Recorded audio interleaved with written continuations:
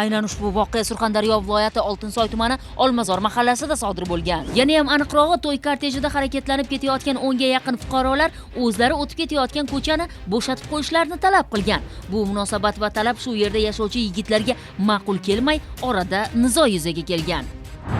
Kimningdir uzoq yillar kutgan to'yini mana shunday janjalga aylantirganlar ishi jinoyat ishlari bo'yicha Oltinsoy tuman sudida ko'rib chiqildi.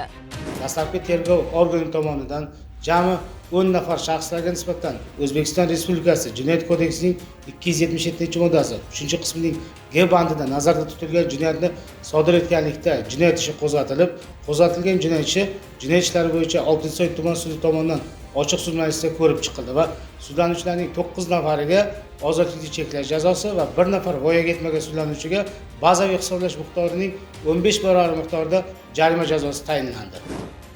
Yo'l talashgan mushtizorlar qilgan ishidan bugun pushaymon. To'y egalarining oldida ham, yaqinlarning oldida ham boshi egilgan. Bu kabi afsus nadomatlar do'stini to'yiga borib tomosha ko'rsatmoqchi bo'lganlarga oyna bo'lsin.